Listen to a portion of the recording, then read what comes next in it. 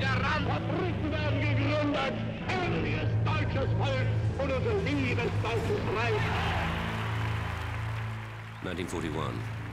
Nazi Germany dominates continental Europe. It is vital to destroy the military power of the Nazi dictatorship and the industrial strength that sustains it. We needed an aircraft that was going to be able to go basically behind enemy lines and destroy their supply lines. There is only one way to strike directly at the brutal regime. Bomber Command took over and started taking the fight to the enemy, and it was the hard way. One aircraft has come to represent the courage and determination of all who flew and fought in a deadly, relentless aerial battle. As an aircraft, it was ahead of its time. It was more of a person than an aircraft. It's a powerful machine. Its aggressive capability will play a major role in the defeat of Nazi Germany. Its specialized missions will become part of aviation history. This is the story of the outstanding heavy bomber of World War II, the Lancaster, told by the men who flew her.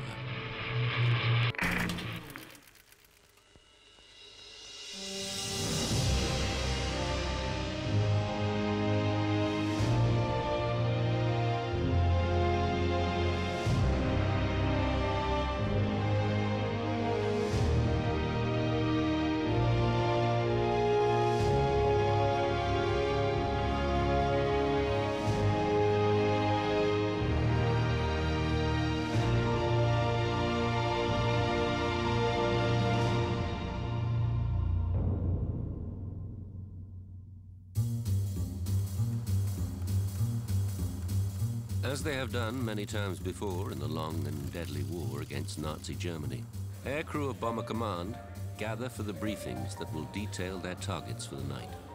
We went into the briefing room, and there was always a huge map of Europe at the end with tapes on it to where the target was. I decided I didn't want to be called up because that would mean the army, and I wasn't really a suitable physical man to go into the army, so I volunteered to go into aircrew. I applied to be a pilot, and I was told there's a waiting list of 1 year. Why not be an air observer? In other words, to become a navigator. Most guys wanted to be pilots in those days. Much to my father's disgust, because he went through World War I as a driver, and he didn't want me to be to fly. I went to Rhodesia to train as a pilot, and then I got a dose of malaria, and I was scrubbed off the course.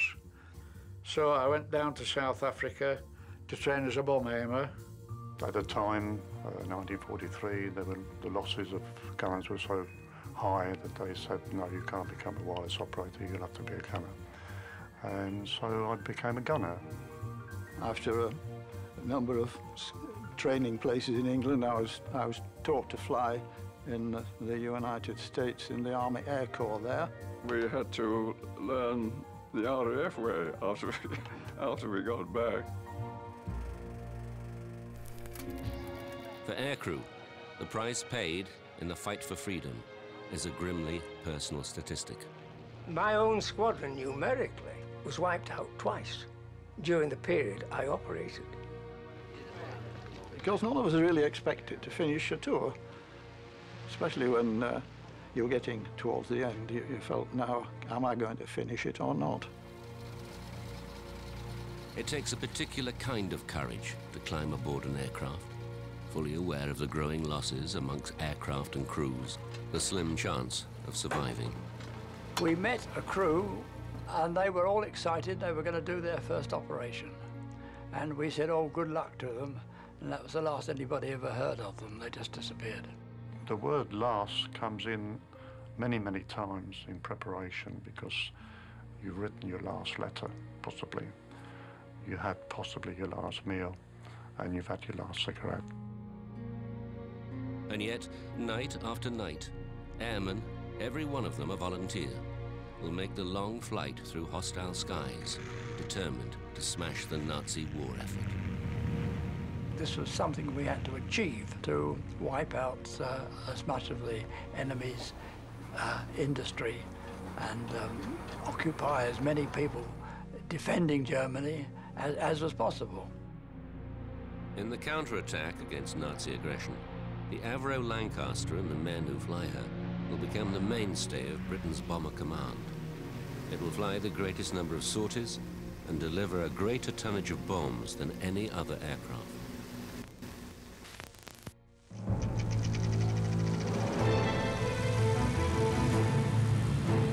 Bomber Command entered the war equipped with twin-engined aircraft that are no match for the enemy they would face.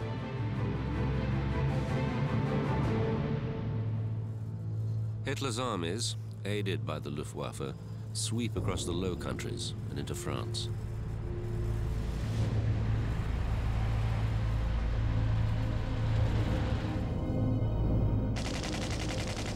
The men and machines of Bomber Command join the fight to disrupt the advance. It becomes a losing battle. The Blenheims during the day were sitting ducks to the single-engine fighters. The Blenheims and the battles, of course, they were the main casualties in the Battle of France, where they were shot down.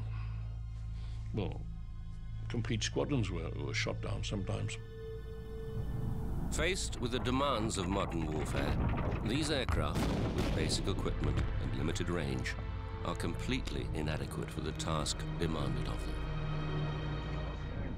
On the 17th of May, 1940, 12 Blenheims were sent to a place called Jean Blou. How many aircraft of those 12 do you think we lost? A lot. All 12. Hard lessons are being learnt at great cost. We were sitting ducks, very battled squadrons, Handley Page Hampden squadrons, Whitley squadrons, and Blenheim squadrons in 1940 were almost decimated. At Dunkirk, British forces are evacuated from France. Britain and her Commonwealth stand alone. Only Bomber Command can carry the fight back to the Nazi homeland. Where we were backed against the wall and going to take back and going to push Hitler off his couch. Lacking equipment and instruments capable of precision navigation and targeting, only 1 in 3 aircraft succeeds in getting within 5 miles of its target. 50% of bombs fall in open countryside. A map reading isn't all that easy, you know, particularly if you're traveling at about 180 miles an hour. 21:50. That's 3 miles a minute, and if you're 20 seconds in thinking, scratching your backside, you know, you've gone a long way off track.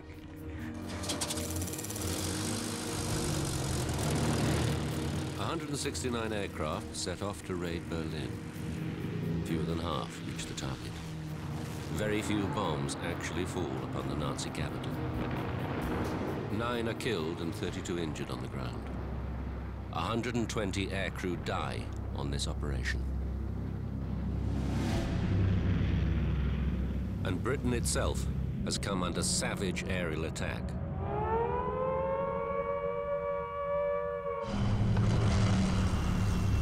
They started bombing out open cities. Not only London, Coventry, Plymouth, Manchester, and various others. In the course of the war, over 43,000 civilians are killed, and many more seriously injured in German bombing raids on Britain. The ruthless nature of the Nazi war machine generates a loathing of the Führer and all he stands for. What do you think about us going over to Berlin and doing the same to them? I should think so, too. A bit worse than this, I hope, with a wicked bugger like he is. Bomb them tenfold. I'm sorry for the women and children of Berlin, but what about the women and children of this country? Well, if I was a man, I'd go over there and I'd give them the same as what they've gave us here. There became an urgent need for aircraft powerful enough to cross the inhospitable skies of occupied Europe and strike hard at the heart of the Third Reich. A new generation of warplane is developed, the 4-engined heavy bomber. They are the Sterling, the Halifax, and the aircraft that will be described as the finest bomber of World War II, the Avro Lancaster. We shall not fail or falter. We shall not weaken or tire. Give us the tools, and we will finish the job.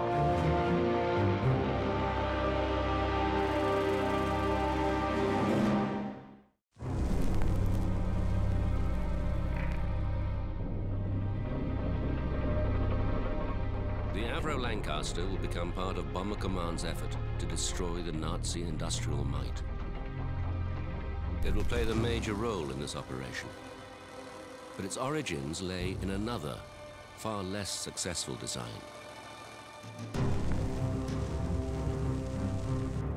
Three years before the outbreak of war, Roy Chadwick, Avro's chief designer, responds to an Air Ministry specification for a twin-engine medium bomber, powered by 2 Rolls-Royce Vulture engines.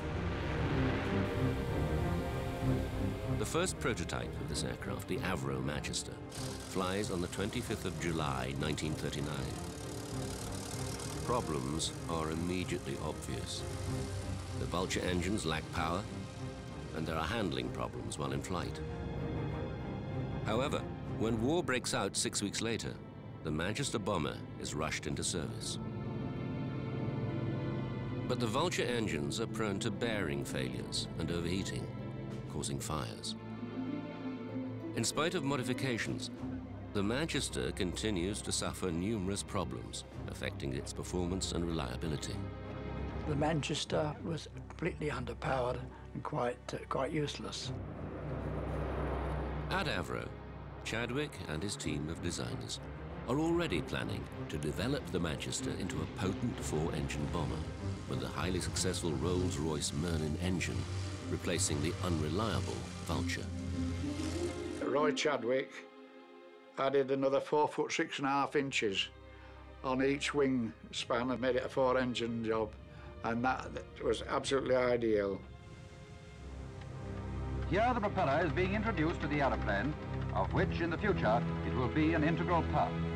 Known as the Merlin Manchester, or Manchester Mark III for security reasons, it is named unofficially the Lancaster by its design team. The Manchester's wingspan of 90 feet is extended to accommodate the extra engines. This increase in the wing area also improves the new aircraft's takeoff performance. The flying prototypes of the new aircraft are an immediate success. As an aircraft, it was ahead of its time. Technologically, it was a fantastic aircraft, and also she had a sort of character of her own, you know. And the name that will become legend is now official. The Lancaster Mark I is ordered into full production. She was a beauty. There's no doubt about it.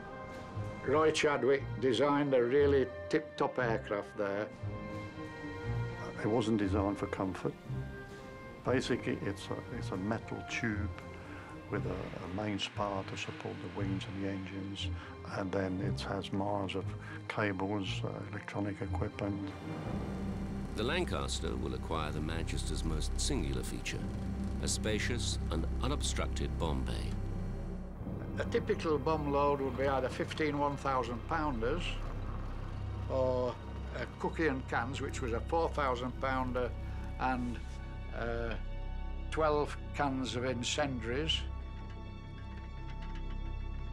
The Americans couldn't carry the bomb loads that the Lancaster could. As 1941 draws to a close, the Avro Lancaster enters operational service. And Bomber Command gains a new commander, the single-minded, uncompromising Air Chief Marshal Arthur Harris. The Nazis entered this war under the rather childish delusion that they were going to bomb everybody else. They sowed the wind, and now they are going to reap the whirlwind. In the aerial battle to defeat Nazi Germany, the gloves are about to come off.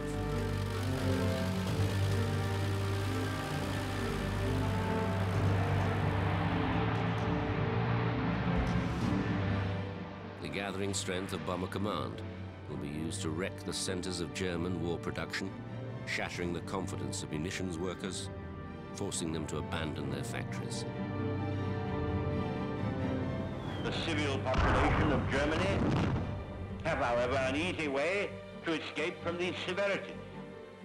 Abandon their work and go out into the field and watch their home fires burning from a distance. The Lancaster makes its first operational sortie. It is an unremarkable debut for such a remarkable aircraft, as 4 Lancasters from 44 Squadron take part in a night operation, sowing anti-shipping mines off the German coast. The first operational bombing mission for the Avro Lancaster comes 7 days later. 2 Lancasters join a force of 124 other aircraft in a night raid on the German city of Essen. 4 aircraft are lost during the raid. On the ground, very little damage is done to a city that is home to many major munitions factories. Increasing numbers of Lancasters are now joining the squadrons of Bomber Command. And pilots, converting from more familiar aircraft, are quick to appreciate the Lancaster's flying qualities. The Lanc was such a different aircraft. It was much lighter, much more positive in its reactions to control, and it handled quite beautifully. A force of 12 Lancasters embark on a daring daylight raid deep into Germany. Accurate navigation and precision bombing are essential. It is a round trip of 1,250 miles to the Bavarian city of Augsburg. Flying at low level, they are confronted by enemy fighters and a hail of anti-aircraft fire as they battle their way to the target. A factory producing diesel engines for the German U-boat fleet.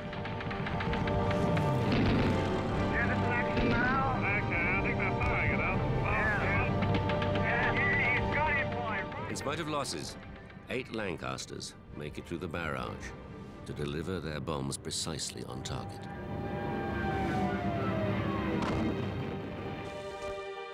Of the 12 Lancasters taking part in the raid, only 5 badly damaged aircraft return.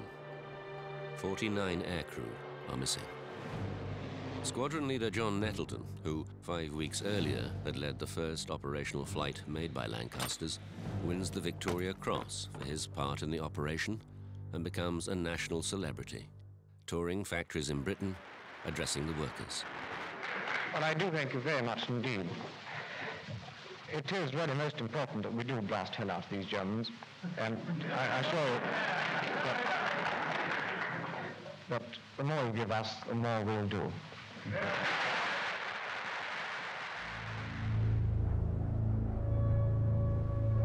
Production of submarine engines at the Augsburg factory is halted, but the plant is back in operation within several weeks.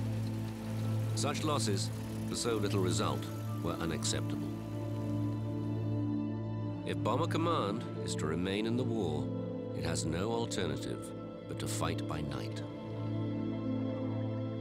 There was no other way we could do it. People thought, well, why didn't you bomb in daylight? Completely useless. We'd have all been shot down. Why didn't you do precision bombing? Completely useless. We hadn't got the equipment to do precision bombing in night time. If you had 15 bombs and you're releasing them at half-a-second intervals, it would take 7.5 seconds from the first bomb to the last bomb. Bombs away. There goes the cookie. So how far would a Lanc fly in 7.5 seconds? Quite a distance between the first bomb and the last bomb. So that's why quite a number of bombs actually missed the target. The industrial Ruhr district produces 80% of Germany's coal supplies and 75% of her steel. This network of war industries is clustered in and around Germany's major cities. German defenses are concentrated around these centers, creating a barrier of shells, high explosives, and night fighters guided by probing searchlights and the electronic gaze of radar.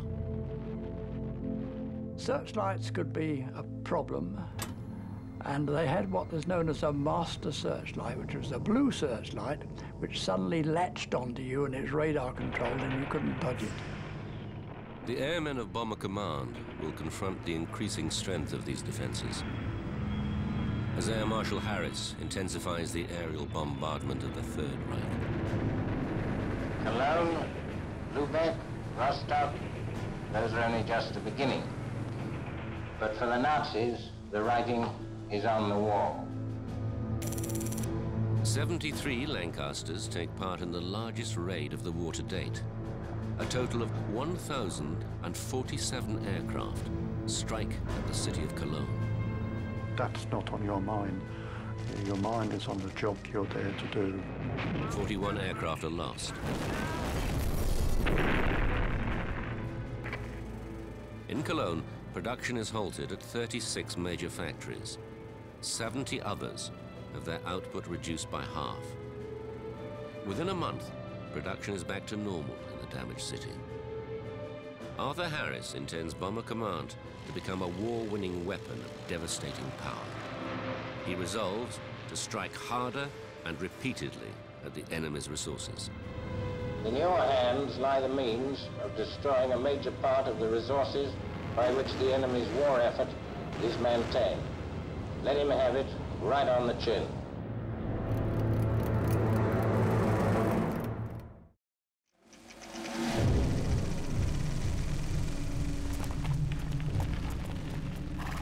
Hitler's dream of total victory has not been realized.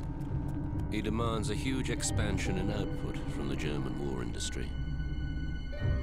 Bomber Command is about to be tested in the shadows of night and the fires of war.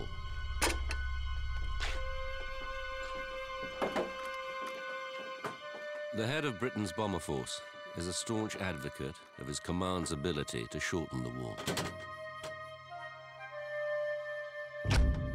There are a lot of people who say that bombing can never win a war. Well, my answer to that is that it has never been tried yet, and we shall see. Bomber Command aircrew are aware of the crucial role they play in crippling the German war effort and the high cost involved. On the one side, you wanted to go and get this extra flight behind you towards your 30. But on the other hand, you didn't want to go because you were bloody scared and you knew the circumstances and the possibilities. The moment you enter the briefing room and you look at the board, which is going to be unveiled and reveals this ribbon, and you straight away goes to the point where the ribbon starts to come down. And so you know that that point is where the target is. Every crew member had a job to do of its own, and every crew member relied on the other, whether it was a pilot or a gunner. They knew that if you didn't do your job right, their lives would be at risk. Everybody is important to each other or to everybody else. It is teamwork that counts. You live or die by the support of the rest of your mates. The Avro Lancaster carries a crew of 7 young airmen whose average age was 22.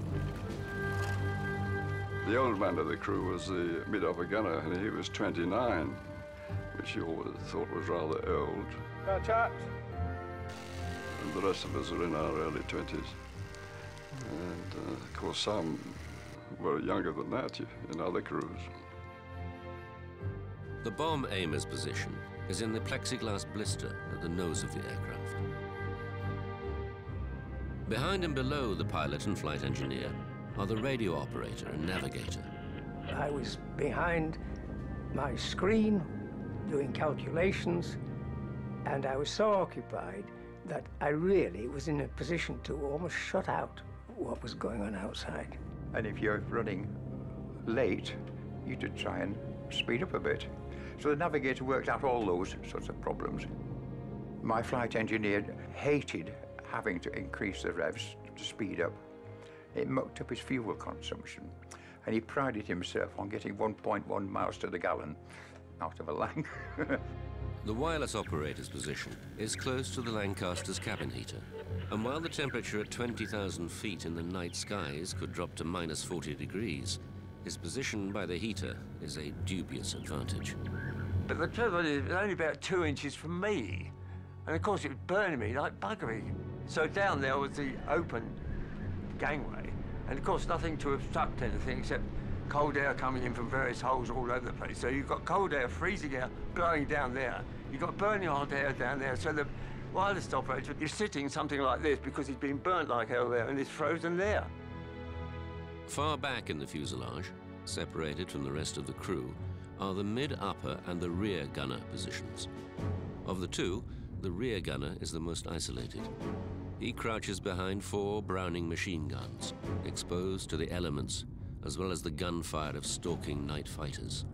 You're at the very, very end of the aircraft. You're suspended, if you like, in mid-air. It is hard to imagine the reality of the rear gunner's situation in a space so cramped he is unable to wear his parachute. Faced with the prospect of being trapped in a disabled turret, unable to escape as his crippled aircraft plunges from the sky, it is the most vulnerable of locations. That's what the enemy aircraft would try and get rid of first. So it was, the word we used in those days was pretty dicey, pretty dicey. Once the targets for the night have been decided by Bomber Command Headquarters, they are passed to the squadrons. The airfields become a hive of activity as they prepare for another operation in the unremitting, relentless battle. The aircraft are fueled and bombed up, final meals eaten, parachutes are issued. And the WAF girl who would issue the parachute always had the standard joke, bring it back if it doesn't work, you know. You always had the feeling that the ground crew, it was their aircraft, and they were only lending it to us to go and do a job. We couldn't take off without them. We couldn't fly without them. They were the boys who were 100% necessary. Not enough praise was given to a ground crew. They were absolutely A1. With aircraft waiting, fueled and armed, there's a moment before the crews climb aboard. For some, this is the moment of greatest anxiety. You had your briefing, you know what you were going to do, and we assembled outside our aircraft waiting for the time to go. And then the nerves were tight, and we didn't want to talk, and we all hated it, and it was a very unhappy time, till we got onto the aircraft. With the sun sinking over their bases, the crews board the aircraft. Engines burst into life. Waiting for the green light to take off, and you whip the inner engines to the gate, and the aircraft is still on the chocks and on the brakes, and streaming, pulling again. As you're opening the throttles, the flight engineer has got his hand behind them, helping you to push them fully open. And you really got to get the throttles fully open, and it's a very heavy aircraft to lift off the ground. There's the green, Skip. There's an awful lot of power with the 4 engines, but there wasn't much problem controlling all that. And the roar of the moans is something I just can't explain over here. It's absolutely fantastic, the power, and racing along the runway, fighting against the force of gravity, and straining, and you're wondering whether you'll ever get off at the end of the runway. And then, before the end of the runway, vroom, and you'd be up like a lift going up. Oh, we get cracking. Now watch your height. I'm watching everything. Okay. Good luck to them all. To the team that has done its job, to the team that is again on the job. Hundreds of aircraft rendezvous at assembly points high above the coastline of East Anglia, where pilots set a course for their targets as the shadows close in around them. They fly towards a formidable air defense system. Almost 1 million men serve in Germany's air defense network. Another 1.5 million are engaged in air raid precautions and damage repair. There are over 150,000 anti-aircraft guns defending Germany's cities and industries. To overcome the fury of the enemy defenses, new tactics have been introduced. Formations of bombers no longer make their separate ways to the target. All aircraft now fly on the same heading, with only height and split-second timing separating them. The bomber stream is probably a mile wide, half a mile deep. You have probably 700 or 800 bombers all heading for the same place. Too many, I reckon. The idea was for us all to keep together as far as possible in the stream. And we used to start hitting other people's slipstreams. We started lurching about. It is hoped the enemy defenses will be overwhelmed by this concentrated mass of aircraft.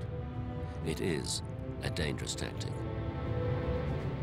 And it was an air traffic control officer's nightmare, the whole thing.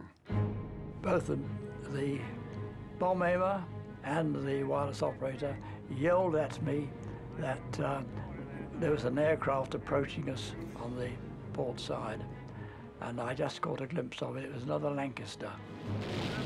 I heaved back on my control column and climbed, and he must have pushed forward on his and dived. We were so close that I could see his instrument panel like glow as he went underneath us. And the rear gunner said he shook hands with the other rear gunner as they went past. The Nazi warlords, stunned by the weight of the attacks on their cities, reorganized their defenses. Night fighters are no longer directed onto individual targets by ground controllers. Instead, they wait over the target cities for the bomber stream to come to them. Keep your eyes peeled, yeah. They dive down into their own anti-aircraft fire to pick off bombers, now silhouetted against the fires below. Lancasters on their bombing run fly straight and level and make easy targets.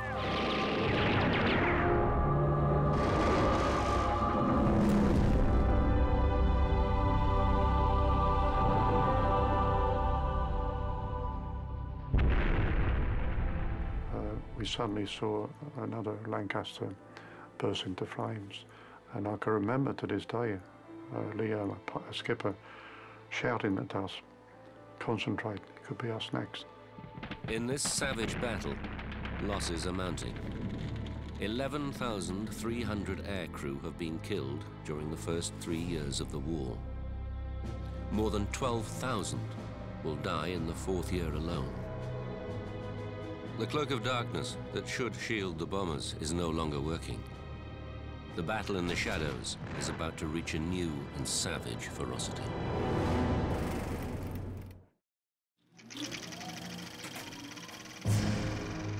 The commanders of the Allied bombing squadrons have been tasked with the destruction and dislocation of the German military, industrial, and economic system. Aircraft are now equipped with a variety of electronic devices developed to baffle and confuse the enemy defenses. One of them is surprisingly simple. Window is the code name given to thousands of strips of aluminium foil cut to an exact length. Hurled from the aircraft and fluttering slowly to the ground, this metallic cloud reflects radar and swamps the air defense screens. Their screens just went blank, covered with mush. To begin with, it was amazingly effective, but the more it was used, the less effective it became. As each new development is countered by the enemy, the pilots and crews still have to fly into the same cauldron of fire and flame. You could see the target sometime before you arrived.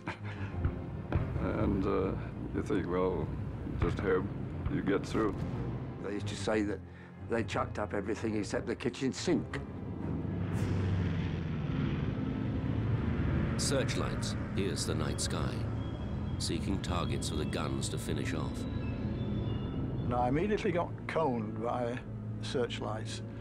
Now, coning is an experience not to be forgotten. There's a few searchlights ahead of where I had to throw the aircraft around in all sorts of different ways to try and get out of it. And all the time they were shooting at me. So we opened up full speed put the nose down, and we got nearly up to 400 miles an hour, which was far in excess of what the Lancaster should normally do. All too often, the desperate attempts to evade the deadly beam fail.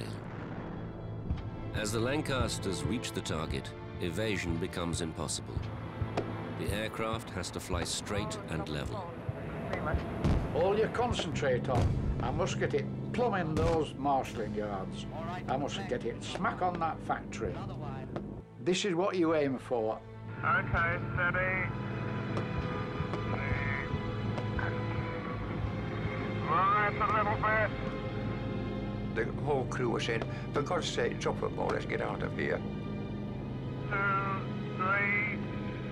And then you hear the two magic words. On the way. But even then, there could be no relaxing of desperate vigilance. That's just me by my nose. That's when the fear kicks in, because you're not expecting it. If you didn't see him, it was curtains, because with his firepower, you were just blown away. Keep your eyes open, mid-upper. You can imagine a direct hit on a bombed-up Lancaster. When the fighters are spotted, the sturdy Lancaster is capable of surprising maneuverability. A German night fighter came head-on to us. The flight engineer one saw it, the skipper saw it almost at the same time. And you shout corkscrew port. You descend at a high speed, and then you heave back and swing the aircraft right over the other way and climb hard as you can go, and everything's going flat out. You lose complete orientation. The G-force then is so tremendous that you're pinned to your turret. Many damaged aircraft will never make it back to their bases. Pilots will nurse their injured machines over the miles to fail moments from home. All around us, so horrible things were happening. Two of our aircraft at about 700 feet collided over the end of the airfield, just off the airfield, and wiped out most of the crew, and another aircraft flew into the ground.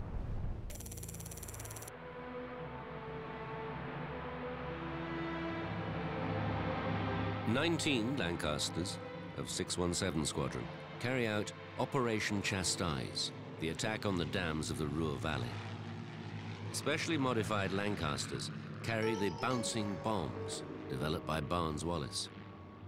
Huge 9,250-pound mines packed with high explosive designed to rotate, skip across the surface of the water in front of the dams and settle hard against their walls before exploding. Using VHF radio, Guy Gibson, the leader of the raid, maintains direct contact with all his aircraft, guiding them to the target, correcting their bomb runs.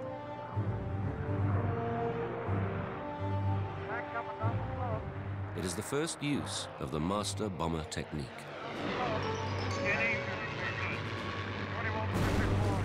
It is a technique that will be adopted by a new target finding and fixing force.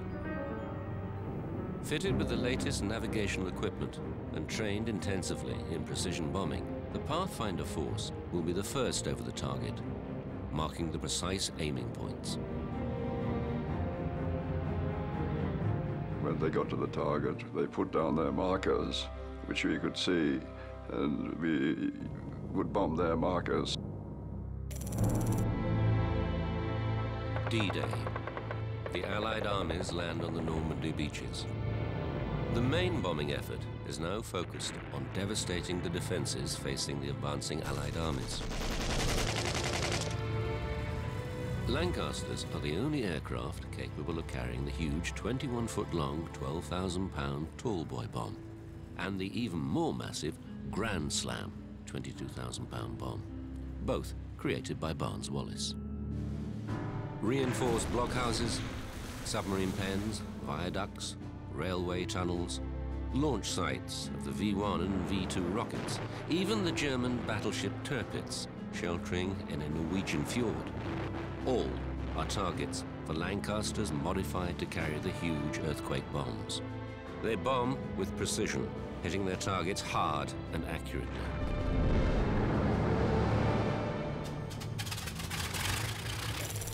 Operation Thunderclap. 796 Lancasters form the main strike force targeting the German city of Dresden. Classified as a major rail and communications center. To the aircrew of Bomber Command, it is another long and dangerous mission. It was just a case of there was a job to be done, and you do it to the best of your ability, and you hope that every little bit that you do shortens the war, that little extra bit, that little bit. War is war. Inevitably, people are going to get killed, the same as they got killed in London, Coventry, and everywhere else. Well, there's a target straight ahead, Skip. It is a raid that will cause a controversy that endures today. The intensity of the bombing and conditions on the ground combine to create a firestorm. It was just Dante's Inferno for the people on the ground. The bombing of Dresden will focus attention on the civilian casualties caused by Allied bombing. There will be claims and counterclaims as to the importance of Dresden as a military target. Sir Arthur Harris will be held responsible for ordering the raid. It will taint his reputation for years to come. But the reasons for this particular raid are varied and controversial.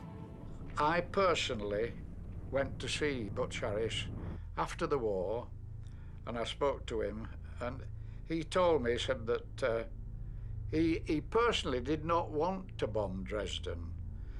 He said it was too far for too little. The war continues as Hitler clings to power.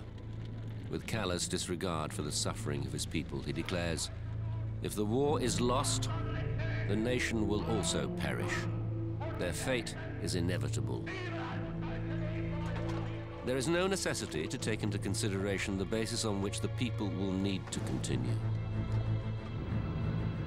With 55 squadrons now equipped with the Lancaster, it has become the principal aircraft of Bomber Command. They continue to pound targets in Germany as the Allies fight their way into the heart of the Third Reich.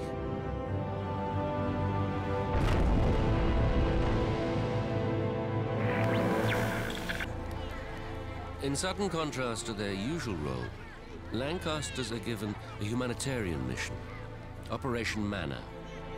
A couple of months before the war finished, and there we were faced with something totally different from our normal job. The Dutch, particularly in the western part of Holland, were starving.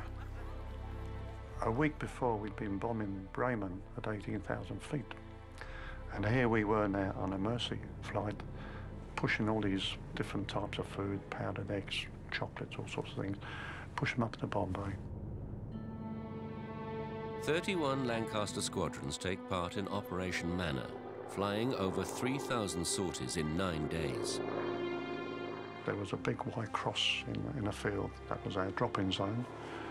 But as you flew across the town, thousands and thousands of people in the streets and the fields, hanging out the windows, on top of the roofs, and they were all waving at you. I shall never forget this sight in my life. They had got up to every roof, every top, and they had got pillar slips and white blankets and so on, and they had spelled out on the rooftop, God bless you. There were tears in our eyes, I can tell you that. And the last trip we did, we just got across the sea at noontime, and we heard on the RT, Mr. Churchill, announcing the official end of the war. Signed the act of unconditional surrender of all German land, sea, and air forces in Europe. Long live the cause of freedom. The European war is over. Lancasters assist in the homecoming of Allied prisoners of war. There was Operation Exodus, which was a repatriation job. These British prisoners of war, some of whom have been in enemy hands for 5 years, are on their way home by air. Seeing those guys' faces up thinking they were going to be home for their first Christmas. Of a total of 7,377 Lancasters built, some 3,500 are lost on operations. We gave our services for the peace of this country. It is an aircraft that will be forever associated with the men of Bomber Command. But every time an aircraft didn't come back, that was 7 people. We played a part in bringing the war to a swifter end. Of the 125,000 aircrew who served in Bomber Command during the war, 73,000 became casualties. 55,573 of them killed performing their duty. It was the highest loss rate of any of the British armed forces in the Second World War. The Lancaster fought a war for 1942 right through to 1945 as the main aggressive side of our war effort. Their controversial commander would pay tribute to the men who flew and fought in the battle. There is no parallel in warfare to such courage and determination in the face of danger over so prolonged a period. Such devotion must never be forgotten.